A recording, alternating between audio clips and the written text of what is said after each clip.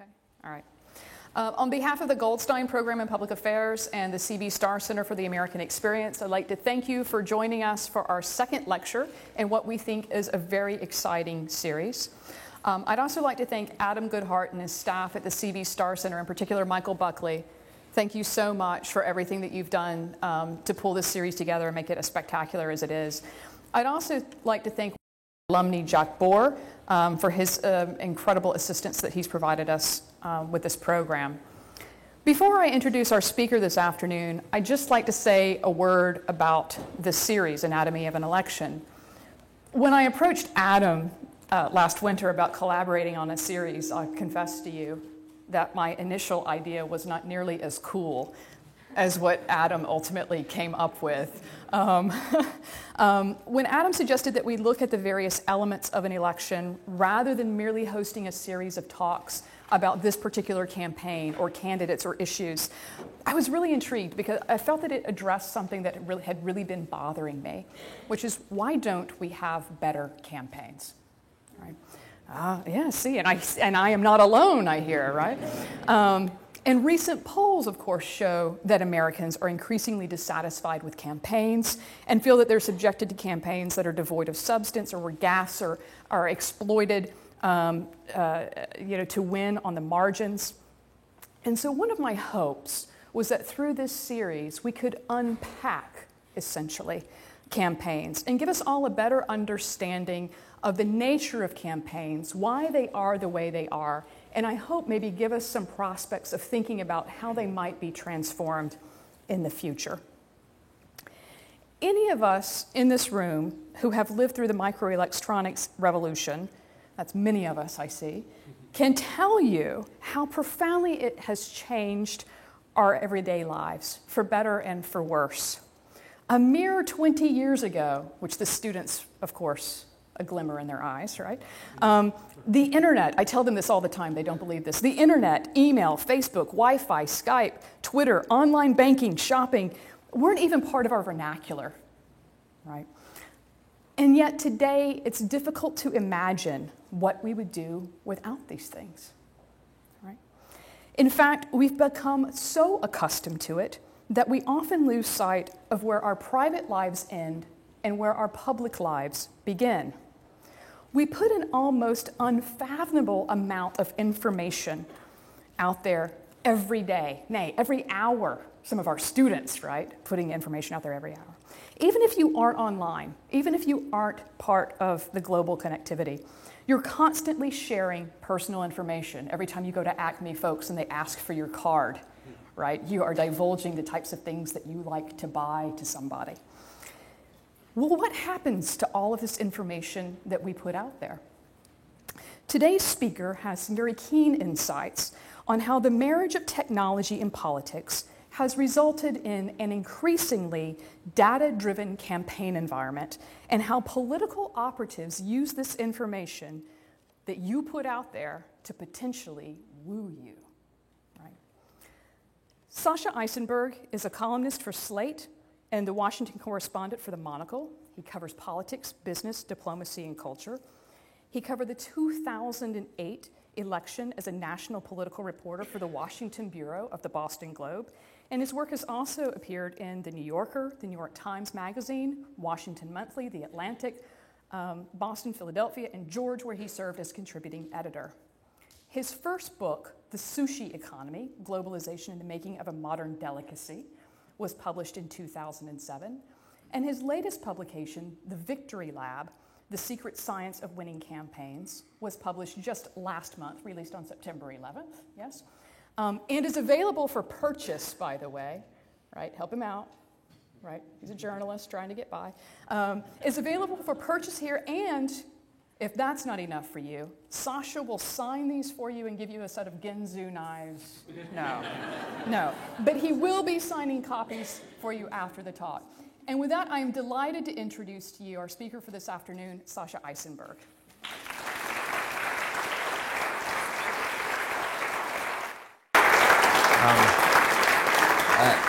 Thank you, Professor. I'll correct the record. And wouldn't it were so easy to get published in The New Yorker? everything else about that was accurate. So thank you, and thanks to Jack Borer for getting this started, and to Adam and Michael Buckley for making it all work. Let me start talking, and maybe by the end I will have convinced you that in certain ways our campaigns have gotten better. Maybe not good enough. Maybe there's work to do, and there's still a whole lot of stuff that goes on in political campaigns that should disappoint us as citizens or members of the media. But in certain ways, I think a lot of these technological advances have sort of dramatically humanized our electoral process.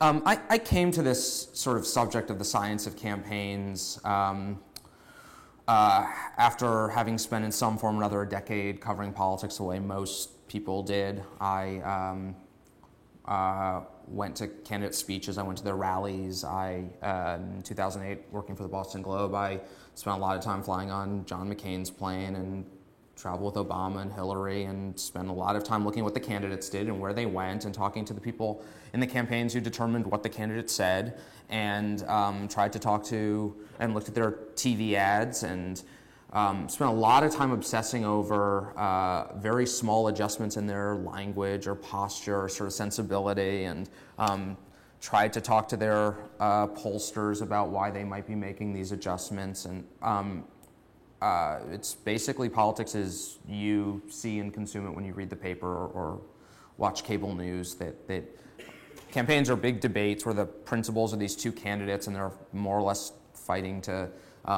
change people's minds. I only realized after the 2008 campaign the extent to which I was seeing only the smallest part of what was going on in the campaign, that there was a whole lot of activity that was out of my view, it was out of the public's view. The campaigns had a lot more levers that they could pull on any given day than just their television ads or what the candidate said in a speech, and that they're thinking about which levers they should be pulling, how they should be pulling them, which is more or less a version of who you should be talking to and about what and in which way, was informed by a lot of data and analytics and research that was well beyond the public polls that I saw as somebody like you do who sees the latest CNN or New York Times or Wall Street Journal poll.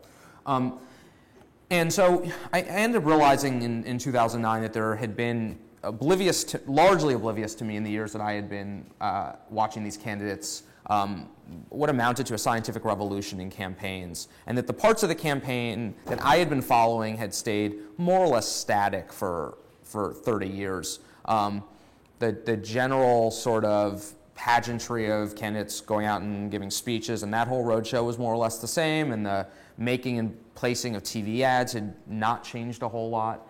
All the stuff I wasn't paying attention to had changed dramatically. The thinking about it had been influenced by major intellectual currents outside of traditional political practice, and that it amounted to a sort of scientific revolution in campaigns and in all the ways that we think of scientific revolutions in other fields. It had become empirical and had sort of addressed the essential pathology of observing and trying to understand political campaigns, which is we have hardly any idea how or why stuff happens or any real ability to explain it. And so I had this experience as a reporter. The morning after a campaign, the morning after an election, the Wednesday morning, you call people who worked on the campaign because they're finally free to actually tell you things that they might not have been free to tell you beforehand. So you call the consultants or the campaign manager, whatever, and you ask what happened, and almost invariably their answers split into one of two categories.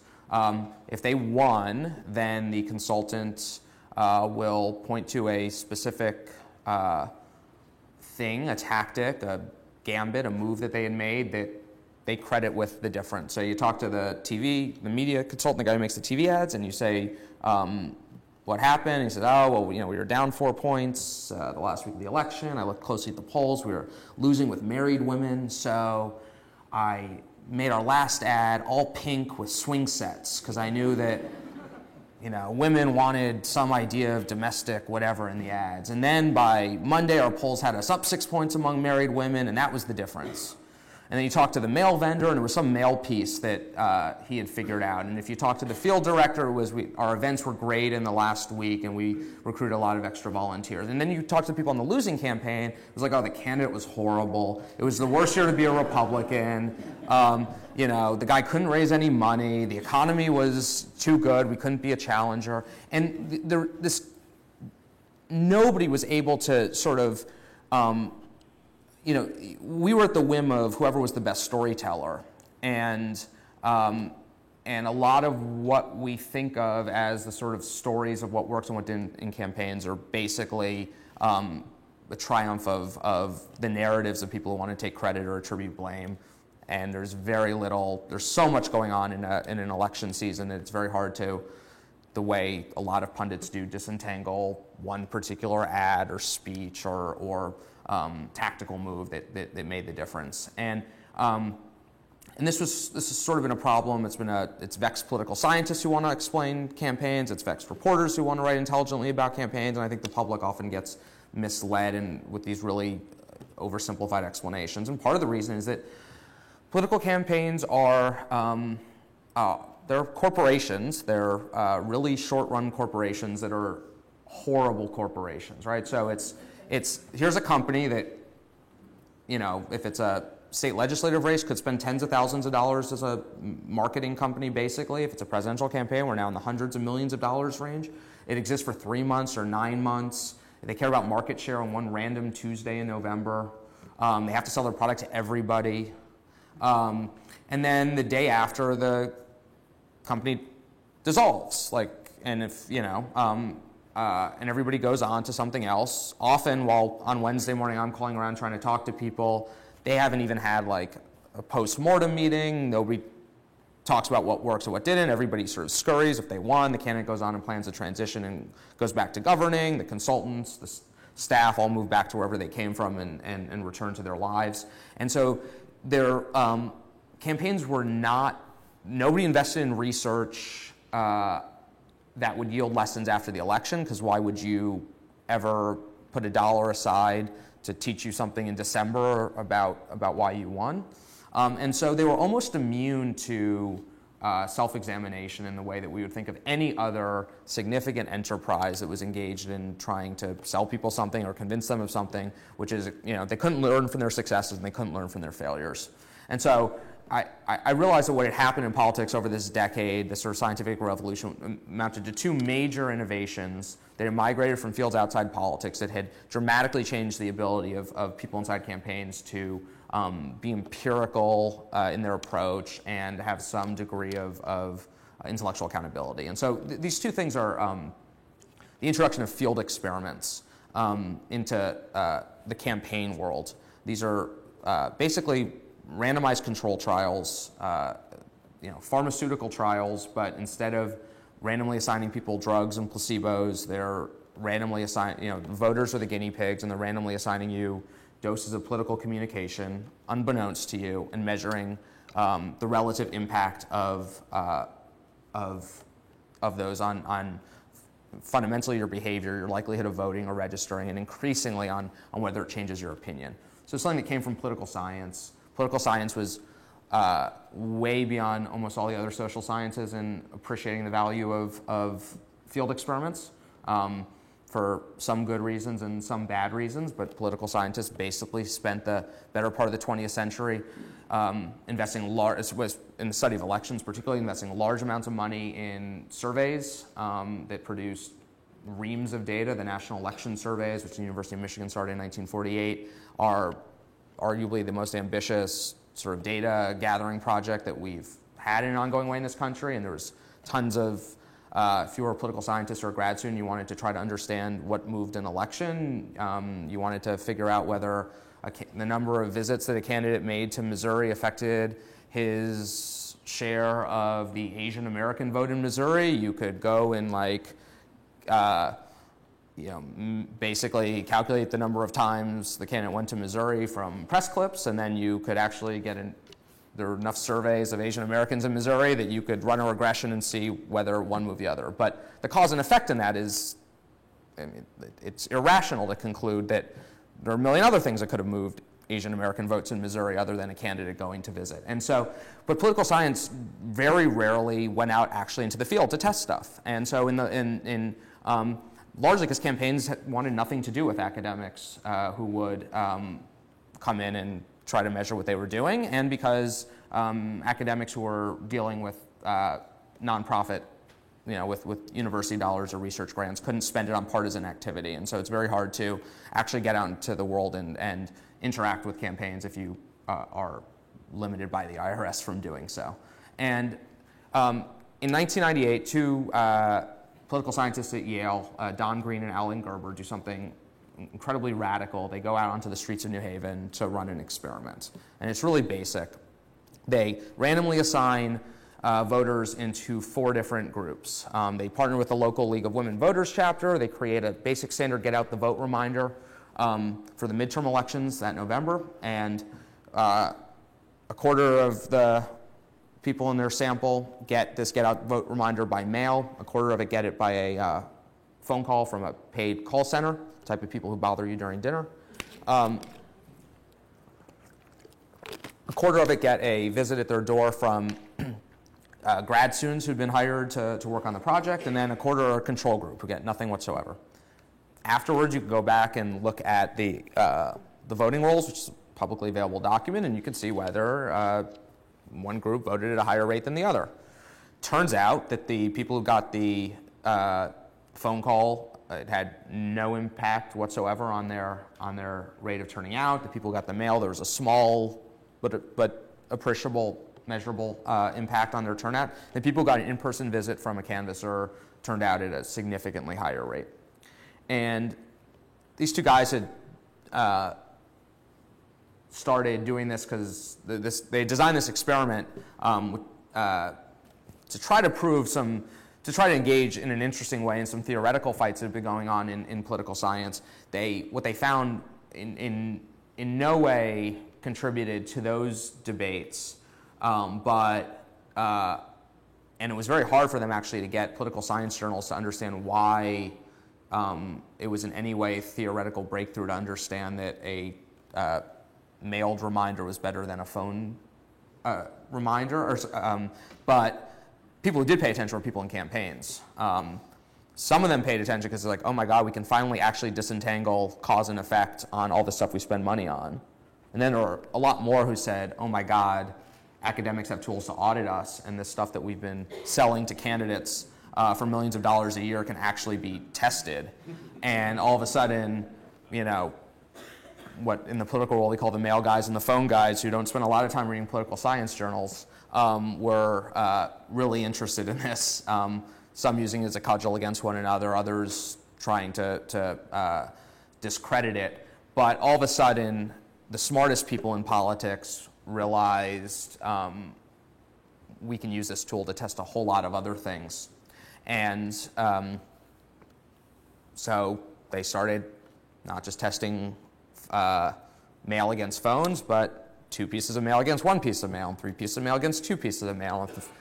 Should the last piece of mail before the election come on the Saturday or the Friday? And after 5 or 6 years, you can imagine that, is it work the same among rural voters as among urban voters, among Latinos as black voters? And after 5 or 6 years, pretty much all of this stuff had been tested. And you have sort of fortuitous arrival of a guy who's a significant character in my book named Todd Rogers, who's a young behavioral psychologist at Harvard, who had worked briefly in politics at a polling firm. He'd become interested in behavioral psychology, and at the core of behavioral psychology is basically the idea that we're not as rational as most economists and political scientists have traditionally imagined us to be. And there's always this sort of conundrum that was at the heart of understanding elections, which was, why do people vote? At least in a country like ours where it's non-compulsory. There are a number of countries where there are fines or penalties if you don't vote. There isn't here. We tend to have this conversation in the form of, why are there so many people who don't vote? I think a better question is, why are there so many people who do? The costs are significant. You go to a fair bit of trouble to learn about the candidates. You, on election day, go out of your way. You wait online.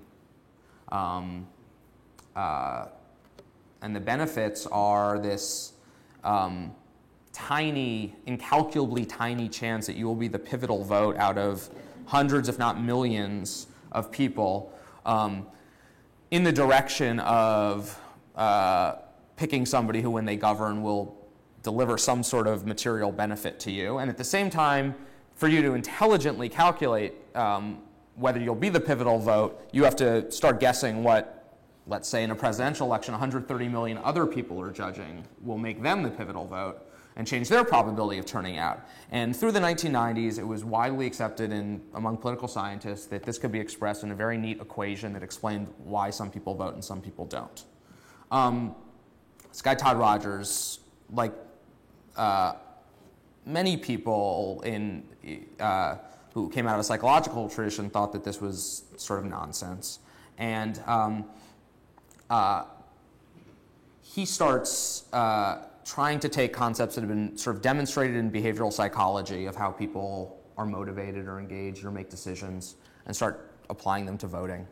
And so I tell a story of how in 2004 he starts volunteering for, or late 2003, starts volunteering for Wesley Clark's campaign. He drives up every weekend from Cambridge to New Hampshire to work in a field office. And he sees in the scripts that volunteers are given when they're in a phone bank or when they're knocking on doors, it says stuff which we've heard for years.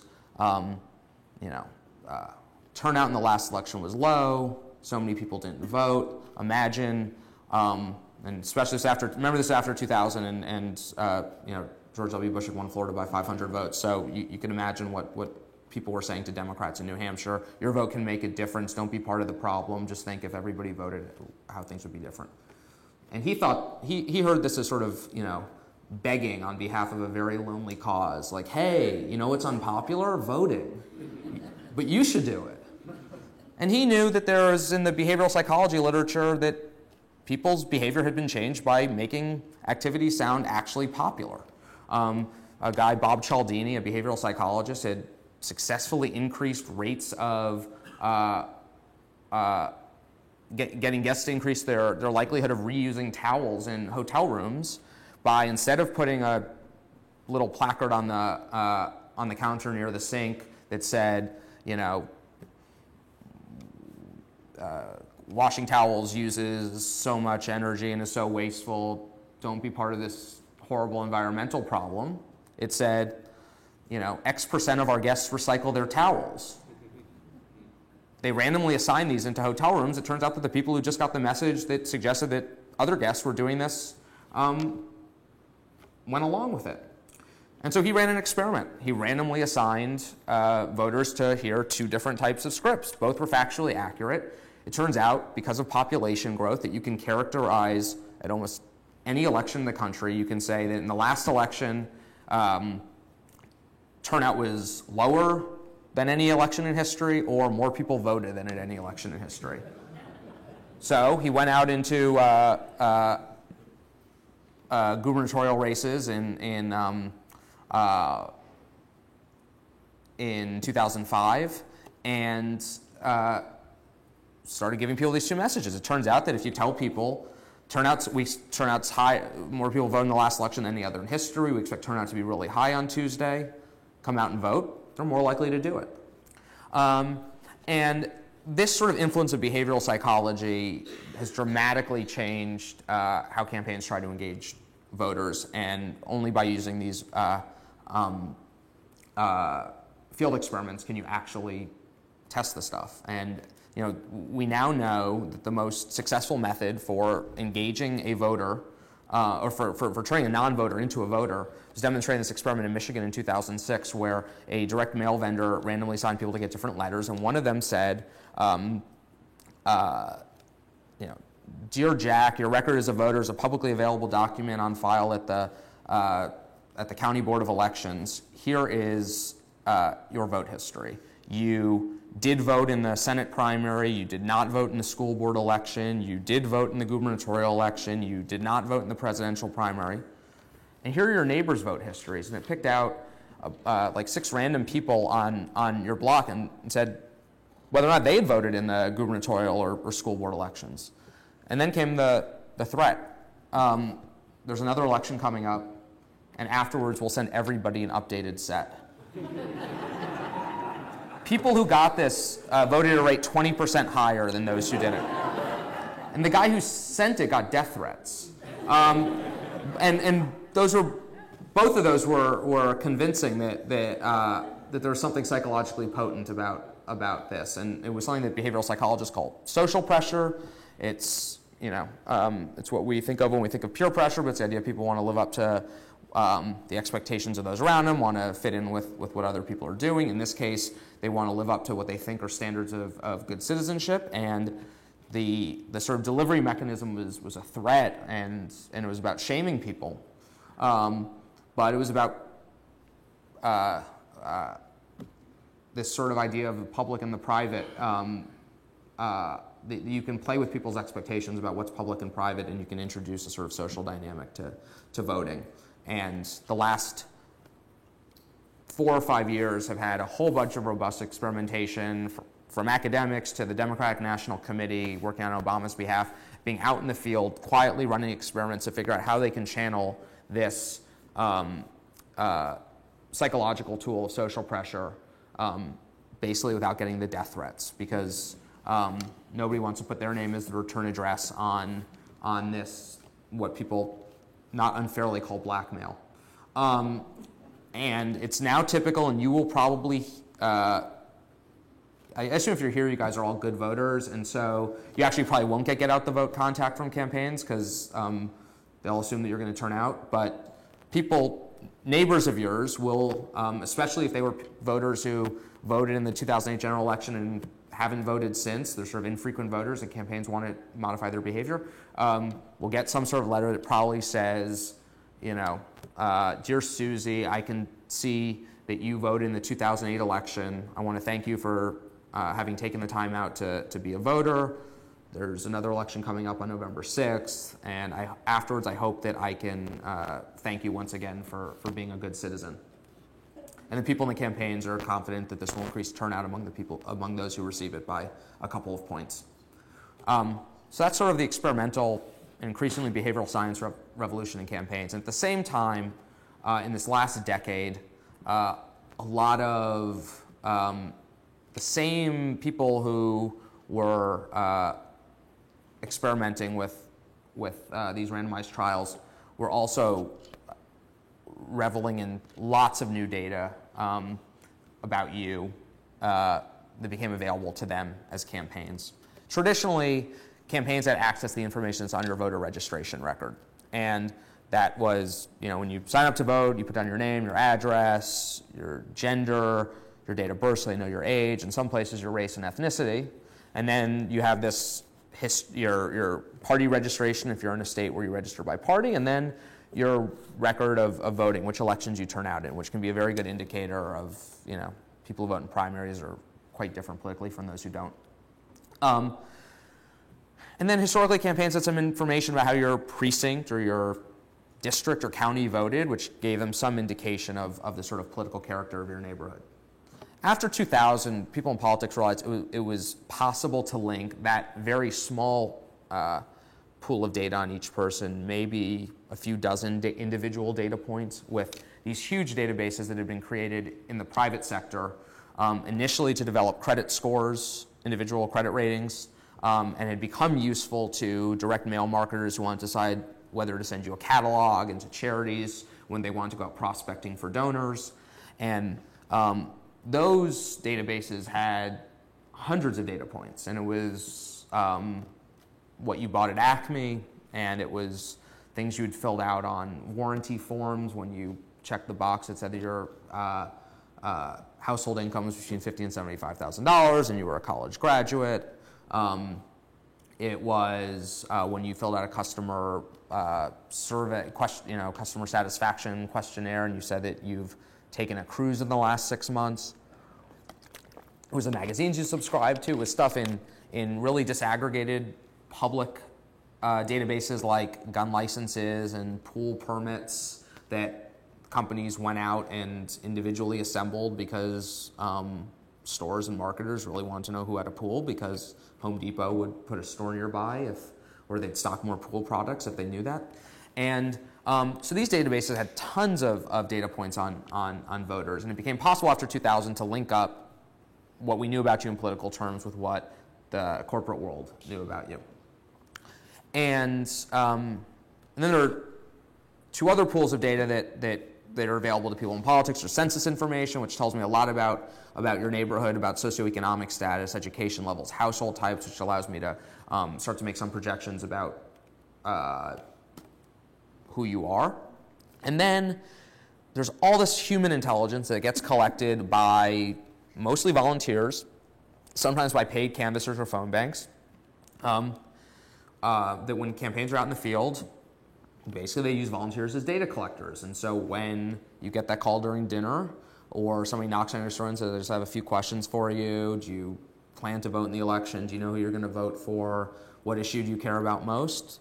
That gets written down, and there was a time not too long ago where it would go on a clipboard, and the clipboard would go in a file cabinet, and the file cabinet would go into a dumpster the day after the election. Now it goes into a database and it never disappears. And so the campaigns now have thousands of data points, and that could be whether you have a pool, and it could be if the neighborhood you live in has a high density of postgraduate degrees, and it could be if you voted in the 2004 Democratic primary, and it could be if you told a canvasser for Jack Kemp in 1988 that the issue you care most about is Alar on apples or something. And so with new statistical modeling tools, campaigns can run algorithms through now thousands of variables and come up with really granular predictions about what you're going to do. And they've developed what basically this is what people generically call micro-targeting. I think the best way to think of it, the end product at least, is the political world's version of credit scores. And so the same way that a loan officer at a financial institution before signing off on your line of credit will want a mathematical probability that you will pay off your bill on time, or you will default, or that you will run up more than $1,500 of charges in a month. A campaign, field organizer at a campaign office before sending a volunteer out to knock on your door, call you, wants to know a probability that you will vote on election day, that you will vote for a specific candidate, that you are pro-choice, or you own a gun, or you will say that the environment's your most important issue. And so, in the Obama campaign, these take the form of scores, they're percentage probabilities, and so you will have a 72% turnout score. The Obama campaign has a 72% likelihood that you will turn out to vote. You'll have a 67 Obama support score, 67% likelihood that you support Barack Obama, and a 49% pro-choice, or 49% probability of pro-choice. These change every week. And so what has happened in a decade is that campaigns have gone, until around 2000, individual voters were often trapped by geography or demographic categories because campaigns did not know enough about you to intelligently engage you. And the downside of engaging the wrong people in campaigns is significant. The downside of mobilizing, focusing get out the vote activities on one of your opponent's supporters is costly. The risk of talking about abortion to somebody who disagrees with you on abortion is costly. And frankly, the cost of sending a lot of mail to people who are already going to vote for you is costly. And so campaigns often, because they knew so little about each of us, had to rely on shorthand like, how does the precinct you live in vote? What is your county's partisan makeup? Are you in one of these broad demographic categories that we see in polls, women, college graduates, rural voters, Latinos? And they would write people out of their plans based on often one or two of those variables. And there were whole counties that major political parties basically didn't compete in, other than they would buy some television ads that ran there because they didn't really know enough about the people to confidently engage. And so let me try to make the unpopular argument that our campaigns have gotten better. Let me start by saying our campaigns were a lot worse before this. They were a lot worse because campaigns fundamentally did not know enough about us as individuals to treat us as individuals, and so they would exclude people, include people, not indiscriminately, but in such a crude way, I think, as to be in a certain way disenfranchising, because the assumptions that campaigns would have to make to decide who they would try to mobilize or persuade were so crude as to be kind of dehumanizing. And their assumptions about what mobilized or engaged people were so flawed or so distant from, I think, things we now understand about how the human brain works, that there's a sort of mechanistic quality to I mean, everybody told people 38 million women didn't vote in the last election, why don't you? But we now know a whole lot more about how you can actually make a meaningful connection with somebody. And almost always that meaningful connection is social. And so, the sort of some of this experimental work has taken a lot of the focus off of this idea that campaigns are at their core about changing voters' opinions, and have focused a lot more on modifying their behaviors. And everything we understand about how you can have a meaningful impact on somebody's behavior around voting is to introduce a social dynamic. There is this sort of, in the 19th century, until about 1885, people, which means men, in this case, voted in public. We didn't have a secret ballot until the late 1800s. The Australians introduced it starting in the 1870s, I believe, and pretty quickly came to the US. Within like 5 years, every state had adopted what they called the Australian ballot at the time. But before then, voters would gather in the town square, or on the steps of the courthouse, or in a tavern, and they would vote aloud. Or raise their hands, but you could see all your neighbors vote. And that went away, and with it, probably a whole lot of bribery, because you no longer knew whether you were getting your money's worth if you paid somebody to vote for your candidate. And a whole lot of intimidation, probably, from bosses or relatives or neighbors. But something else changed after that, and I don't think it's a coincidence that voter turnout up until that point was regularly around 80%, as best we can calculate it, and since then has fallen almost continuously down to under 60%. And I think it's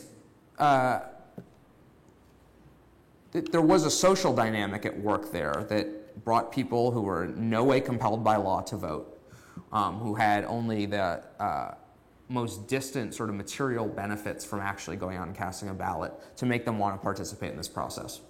And we've now ended up in a weird place that is what this Michigan experiment in the ballsiest way sort of played with, which is we don't entirely know what's public and private anymore in our politics. And I think we default to assuming that because there's a secret ballot and we vote behind a curtain, that everything about voting is a sort of private act. And all of these innovations that have sort of, or findings that have come in through experiments, whether it's the use of social pressure or the use of social norms, which is what the behavioral psychologists call this, basically talking turnout up, even dishonestly, to make it sound popular, are all designed to introduce a social dynamic around voting. I think it's, and so when you look back at the last decade of campaigns, when I was out spending too much time, I now realize,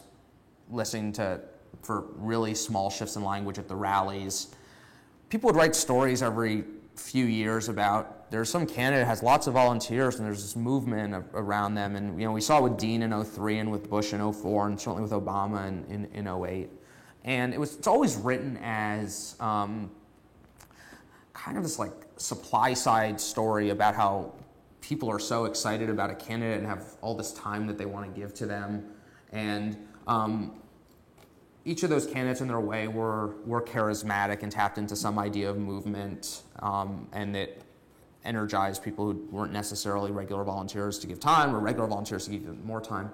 But there's also sort of like a demand side story on campaigns in each of those instances that I don't think has been appropriately told. And that is that campaigns now understand down to price, they can price it to the penny, calculating net dollars per net additional vote, down to the penny, the interaction, the value of having a volunteer knock on a neighbor's door.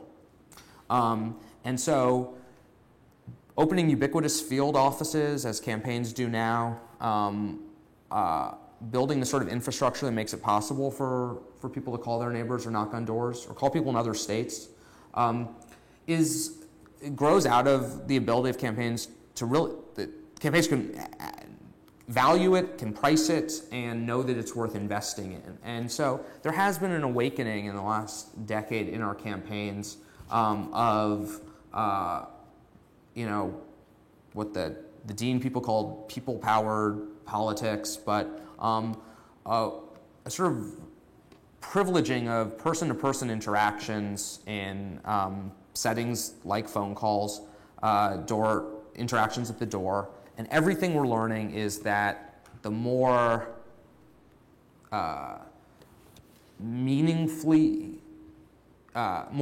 those interactions can be made, the more successful they are at changing people's political behavior, attitudes. So we know that a volunteer knocking on your door or calling you is significantly better than a paid worker doing it. We know that what they call a chatty script, which is a script that's designed to for a caller or a canvasser, that's designed to elicit a meaningful interactive back and forth with you on the other end of the phone, where they ask you a question and try to have a conversation with you for 60 seconds instead of just asking you point blank 3 questions, does a whole lot better than those really pre-programmed scripts. We know that face-to-face interactions at the door are better than impersonal interactions on the phone. We know that all of that tends to be better than mail, unless the mail somehow is able to provoke some sort of meaningful psychological response.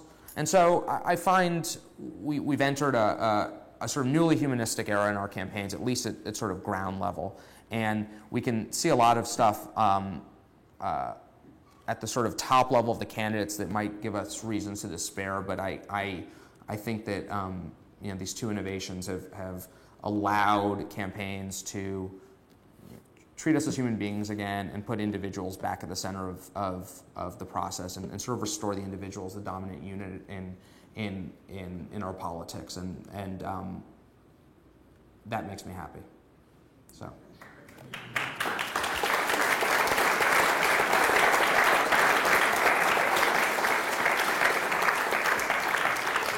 So I'll take some questions. Richard.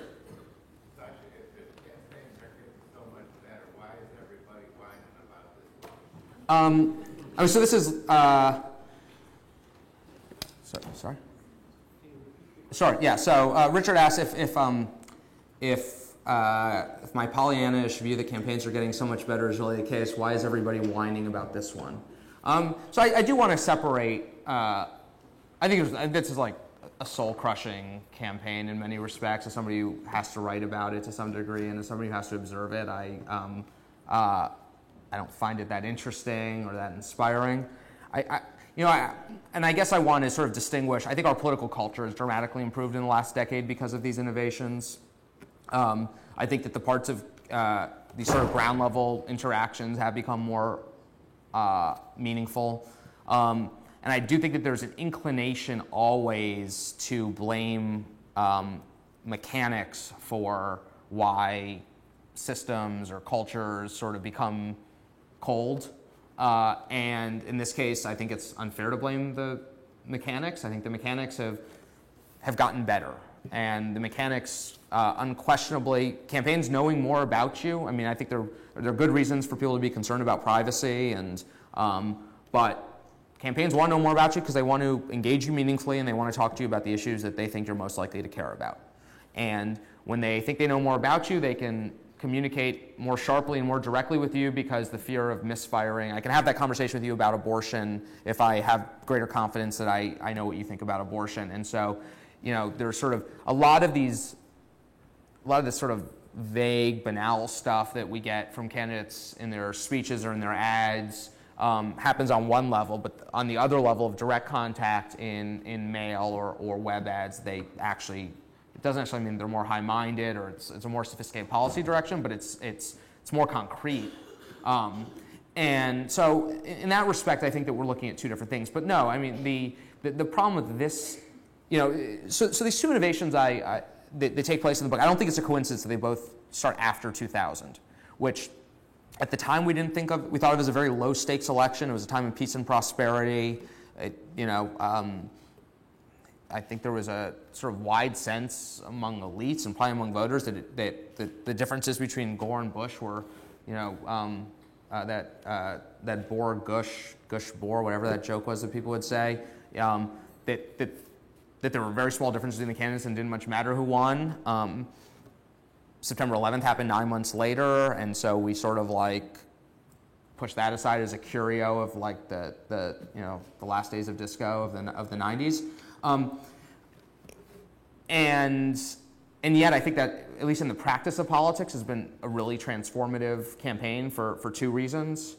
One, it was the first time we realized how polarized along partisan ideological lines the electorate had become. I write about Matt Dowd, who was Bush's chief polling advisor, who starts writing a memo about Bush's re-election before the Supreme Court has even ruled at the end of 2000. And he dwells on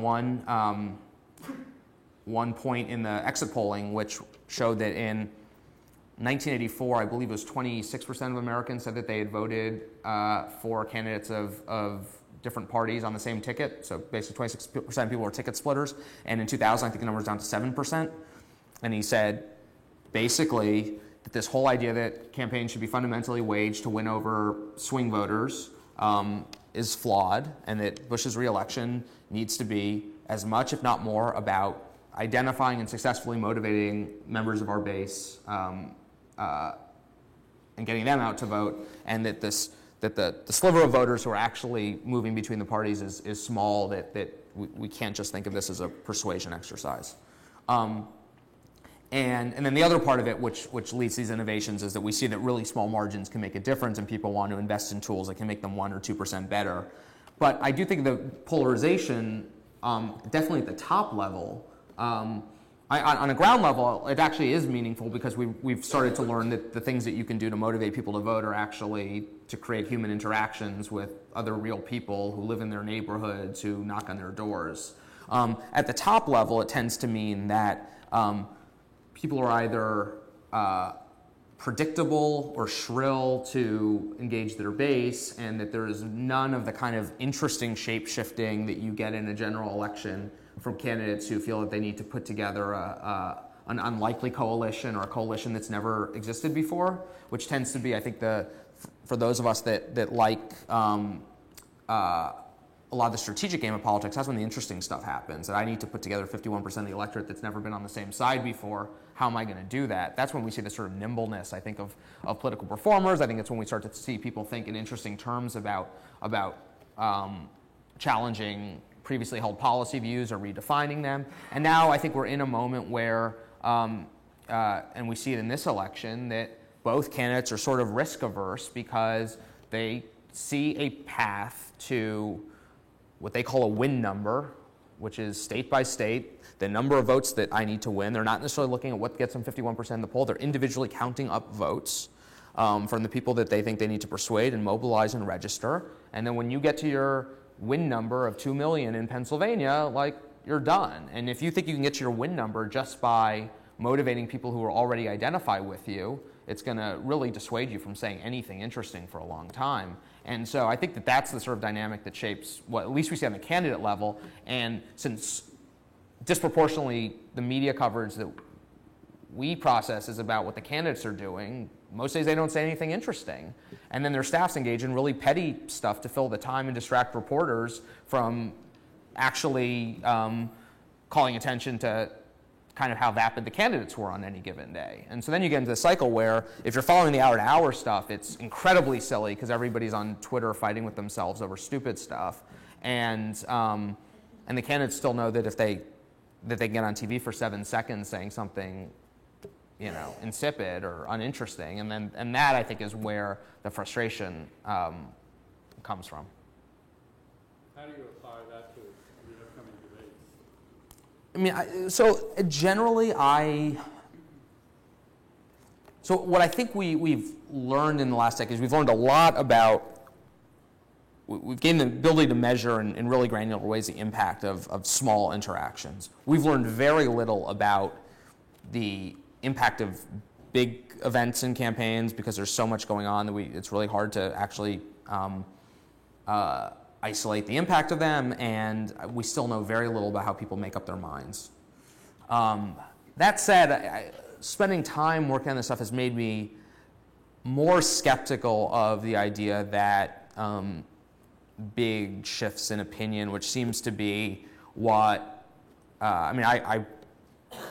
I'm ready to relish watching these guys on stage with one another for 90 minutes tomorrow, even if I don't think it's going to have an appreciable impact on what the polls look like 5 days later. But I've become more skeptical about the idea that we're going to see movements in public opinion. When we've known for a while that there's sort of fundamentals in campaigns that that party structure, except at the few moments where it realigns in dramatic ways, that people tend to vote with their party. When we knew this sort of in the aggregate, and now we know it at an individual level, the best predictor, those scores that the Obama campaign has about you, the best predictor of whether you're going to vote for Barack Obama almost everywhere in the country is whether or not you're a Democrat or you vote like a Democrat. And so people tend to be predictable, which is what these scores are. They are predictors. I quote Obama's top micro-targeting consultant in 2008, who says we knew who people were going to vote for before they did. And part of that is that a lot of people who call themselves undecided are not. There are a lot of reasons that people show up in polls as undecided. That is not a state of mind necessarily. It's an answer to a pollster. So why do people say that they're undecided? Right? It's just the debate. The conversation we have about debates is they're 7% undecided. Could somebody move them? Well, people say they're undecided because they want to end the phone call. They say they're undecided because they don't want to tell a stranger who they're going to vote for. They say they're undecided because they haven't paid attention to the campaign in August when they get a call from a pollster, but they tend to vote because they have a job and a life and they don't really like politics, but they still vote. And so they haven't made up their mind, but it's a 27-year-old single woman who makes $32,000 a year who always votes Democratic. What do you think she's going to do? But she shows up in undecided. She tells a pollster she's undecided. There are people who say they're undecided because it sounds really sophisticated. I don't vote the party. I vote the man. I want to wait for all the debates. But you tend to always vote the man of the same party. So, and pollsters don't have a lot else to go on based on what you tell them in that conversation where they ask you 15 questions. They don't know who you are in real life. They just randomly dial your number. Campaigns know who you are in real life, and they have a whole lot of other data points, and they realize most of the time you're entirely predictable. And so people who have access to the granular information tend to, on one end, they tend to be skeptical of broad claims that this could shift this or this could do that, or I think they're really skeptical about attributing cause and effect, but they also realize how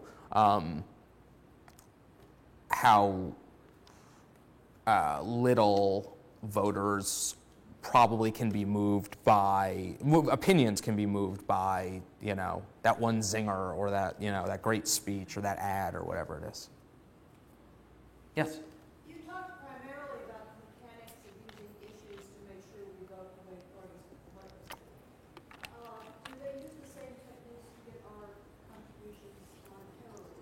Yes, and so the question was, I've been talking mostly about how campaigns use issues and information to change voting attitudes or behavior. Do they do it for fundraising? Yeah, and actually fundraising was kind of scientized before voting was scientized. you have the introduction of fundraising direct mail in the 1970s.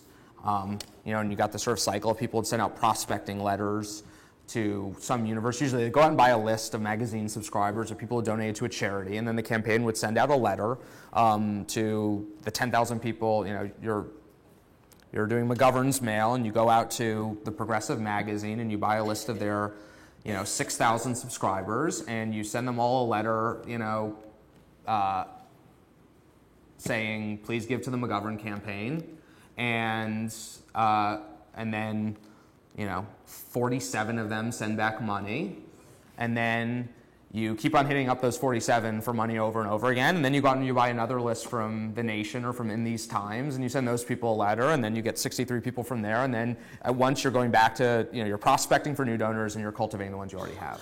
It became really easy, even before people knew how to do sort of scientifically structured experiments. They realized, hey, we can just send out 2 different letters. We'll have one McGovern solicitation letter that's signed by Ted Kennedy and one that's signed by Hubert Humphrey, and we'll see which one gets the most money.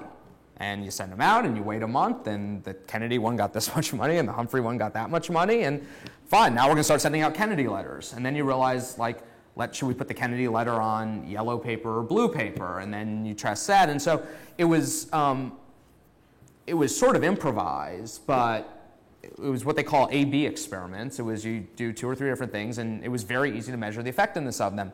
And that moved into email solicitations pretty quickly, because you could do that sort of similarly with email. And since 2004, campaigns have been randomly assigning their email as part of tests and redesigning their web pages around contributions, because you can always sort of measure that output on the other end. There is some research on, definitely research on using some behavioral science findings in terms of the language you use to engage people. The difference is that, there's kind of this perpetual standoff between academic political scientists and political journalists, because we both think that the other side is ridiculously flawed in how they try to interpret campaigns. But the area where there's been huge influence, at least going one way, is the use of these randomized experiments going into campaigns. And because, as I was saying, that the way a lot of people get funded, which is they're either using university money or public grants, or are working for foundations that can operate in the nonprofit part of the tax code, because they're not doing partisan activity, they're just doing voter mobilization of underrepresented groups or registering voters. There tends to be more research in that area than fundraising for partisan causes, or sort of rigorous research, and so it's a place where you have a lot of sort of informal testing and tweaking perpetually, but I think you've had less sort of rigorous stuff that you would have in the voting area. You kind of covered it, but I wondered, can you forecast that someone is getting a little cynical because of the dunning I'm getting on emails for anything from Bill Clinton saying the end of the world's going to happen, to another email that might say the dog's coming up for a 1-year birthday of the Obamas, can you please donate? So you get all these, I might get 15 of these solicitations in 1 week or more. Can you forecast whether that will have a turnoff factor in terms of the... So the campaign's assumption, as best I understand it, is they see no downside to bombarding you with emails that you don't want, because their sort of behavioral assumption is that you signed up for all those lists, I'm sure, in some form or another. Sometimes people trade their list or give their list to allies. Like John Kerry allowed Barack Obama to use his list when he endorsed him in 2008, which was still valuable from 2004. But campaigns assume that if you signed up for a list, you're a supporter, and the only downside to annoying you with a dozen emails a week is that you won't give, which isn't really a downside if you weren't giving to begin with. And so they're very afraid when it comes to persuasion or mobilization about mistargeting, because if you were going to vote for me and I say the wrong thing to you and you vote for my opponent, I didn't just lose 1 vote, I lost 2 votes net.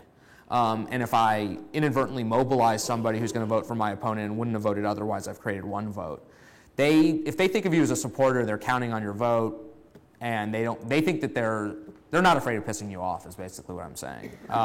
They're afraid of pissing you off on all the other stuff, but on fundraising, they kind of think you're in their camp. And anecdotally, I kind of feel I'm like, this rings true. I mean, a lot of people say this to me. I got all these emails, I'm pissed off. Are you going to vote for the other guy? No. Like, you know, people who sign up for emails tend to be pretty engaged. They tend to consume a lot of political information. They tend to have strongly held views. That's how they ended up on the list to begin with. Yes? From your point of view, if scientism is increasingly prevalent, will there ever be any more surprises? So the question was, with sort of increasing scientism in campaign, will there ever be any more surprises? It's a great question. I think that,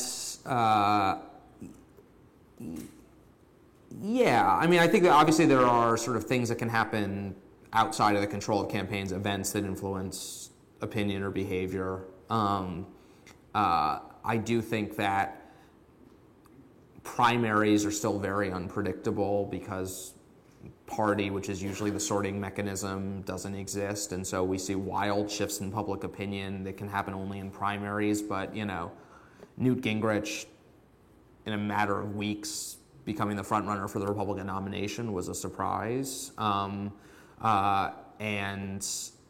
you know, that's something that either at a really microcosmic individual Iowa voter level would have been hard to foresee, or on a sort of macro level would have been hard to foresee. So I do think there are surprises, but I think that the way we tend to talk about campaigns is though there's a debate and anything could happen, and it's like, no, probably not.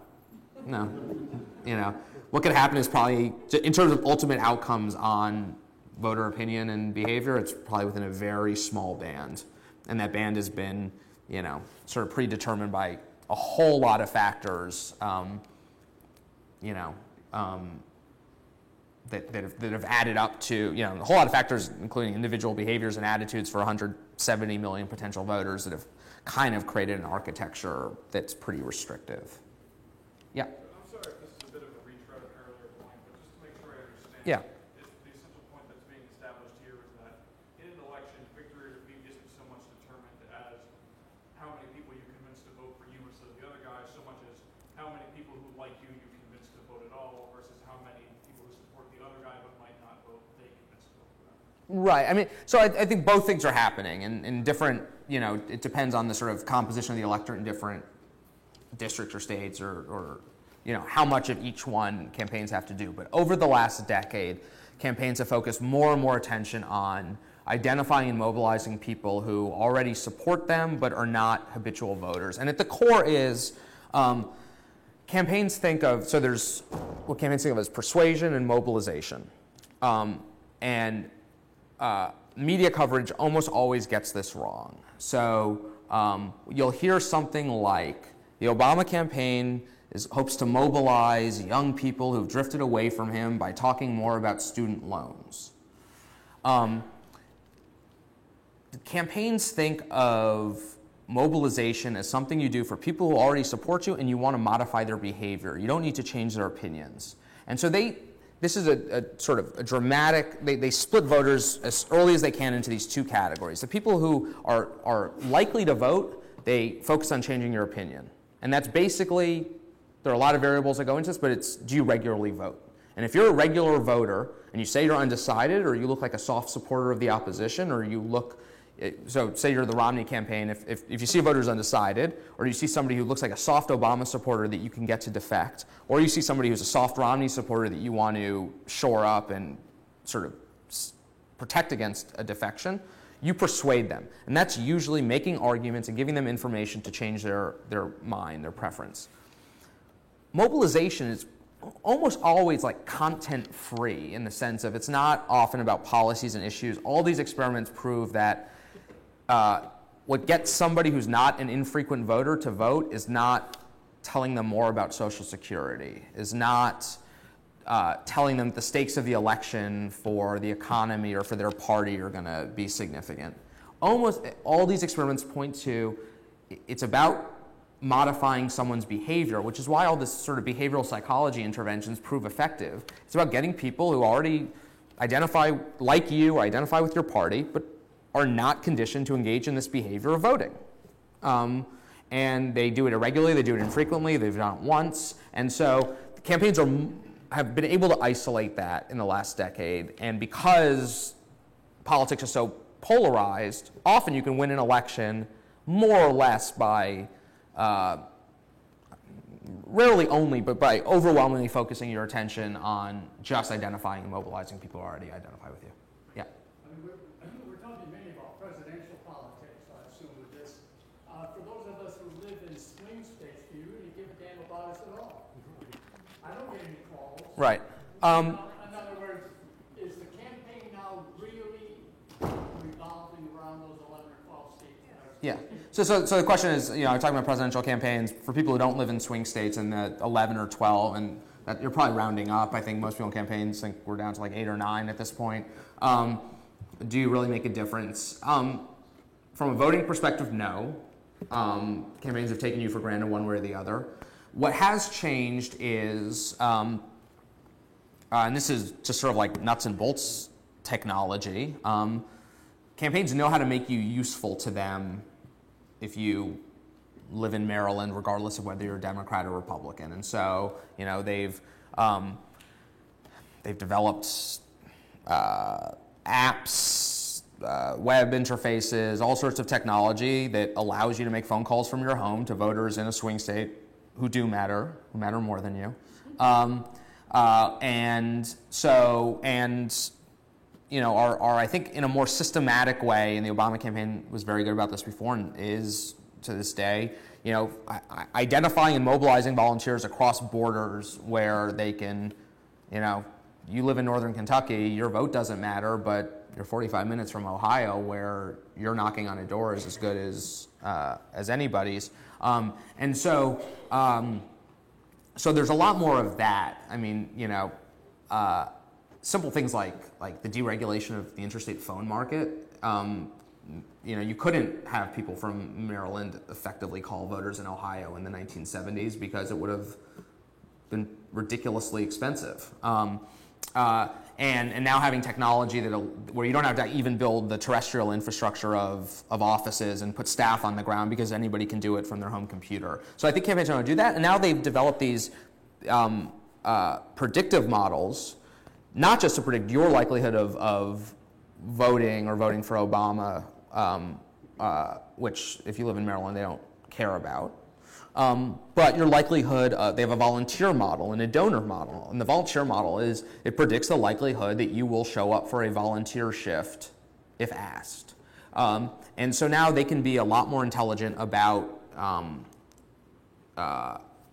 engaging supporters and having something for them to do. If they see somebody as a supporter, now there's an ask almost anywhere in the country of something you can do from your own home, from your own community, driving 45 minutes across the border, whatever it may be, to be useful to the campaign. And that is it doesn't change the sort of voter level, but for active supporters, yes, I think we have created a sort of like, you know, open market of your free time. Two things. One is today MoveOn sent an email out. Did you see it? I have. I've spent a lot of reporting energy in the last 2 days trying to figure out exactly what it is. Yeah. So you know what it is. It lists the 4 ways of getting voters out, and they're exactly what you said. And the 4th one, the mail, phone, knocking on doors, and the MoveOn way, which is the best way to give us $5. Yeah, and so it's this, they've run this experiment, and it's this. They have the secret tool that increases turnout more than anything before. They're going to use it to beat Republicans this fall if you give enough money that they reach a match of $500,000. So I can tell you, my reporting is still at this moment too sketchy to write about it on Slate, but I'm fairly certain that it's some version of the social pressure stuff. My hunch is that it's some online delivery device of the social pressure stuff, because MoveOn has been a real pioneer in online advertising and email outreach, but that's... Which leads to the next point, which is all the Citizens United money that's floating around. A lot of those experiments are expensive, and managing all of this stuff costs a lot of money. Do you have any evidence yet that any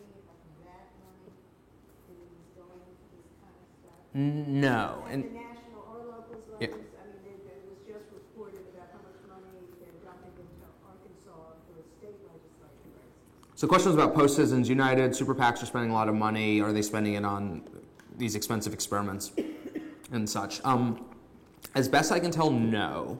I mean, I do think that I was talking about sort of how candidate campaigns are sort of immune to investing in sophisticated research tools because they have such a short horizon and they tend to be like a pickup game where a bunch of people come together. And there are sort of like smart institutions and dumb institutions structurally. The smart institutions almost always are ones that have longevity and continuity because all of these things, all of these experiments, this data, micro-targeting is all about getting 2% better or 5% better or 8% better. And if you are a super PAC that doesn't know whether it was created to support Mitt Romney, you're not going to invest in things to get 3% better next year because you may or may not exist next year. Well, these are the test of, and I think that there's been some investment in data from Americans for Prosperity. I don't think that they do testing in any serious way, in the sort of social science way I was talking about. But the big test will be how many of these super PACs create structures of permanence around them.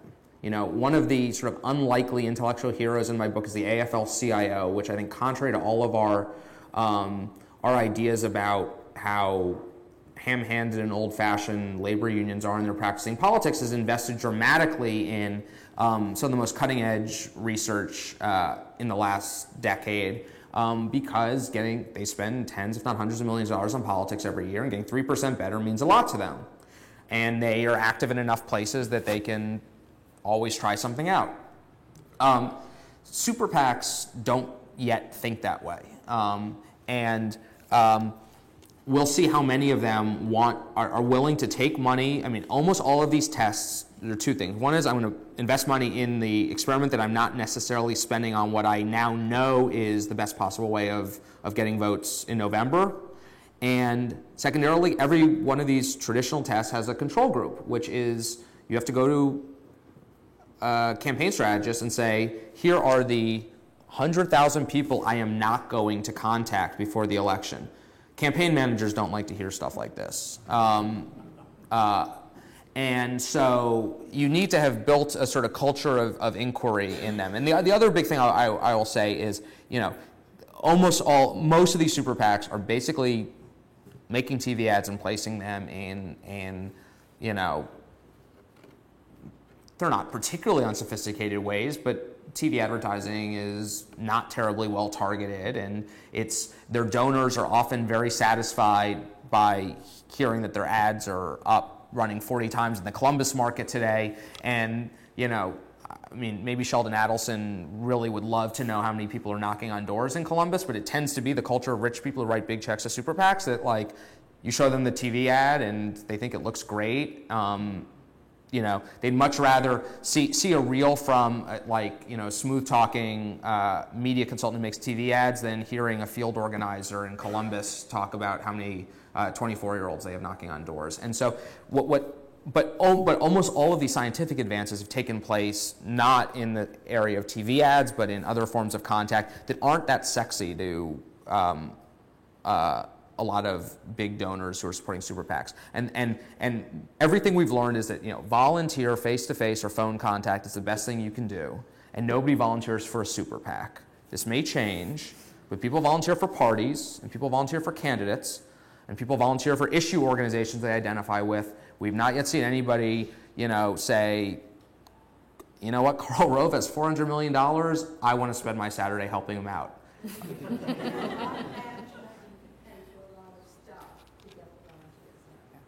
Yeah, but at the end of the day, people have to volunteer, and those are not volunteer-based organizations. They're not investing in developing volunteers. They're not trying to change the dynamic of volunteers, and they're not, frankly, putting out, as charming as we all find Karl Rove, they're not putting out faces that are designed to be the public face of an organization that's designed to get people to turn out as volunteers. I want a one-word response to that question. Sasha, do yard signs work? No. Very good. I just want to show what a quick study political scientists are. This is a very good series. This is a popular series. Look around the room, your neighbors are here today. They will be back on the 16th, by the way, for Trevor Potter, who helped to set up the Colbert Super PAC, A Better Tomorrow, right here at 5:30. You don't want to be here. You do want to be here, but you don't want to hear about it from your neighbors. You want to be here, and then you want to be back on the 23rd. Right, because all of Chestertown's going to be here to hear about the media, featuring Jack Bohr, right, the originator of the yard sign question.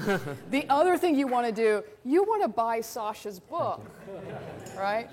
All your neighbors are buying Sasha's book, right? The whole town's going to have Sasha's book. We're sending out a letter of everybody who didn't buy it. And there are going to be emails daily until you buy Sasha's book. Thank you so much, Thank you all Sasha, for very coming much. out this evening. Thank you, everyone.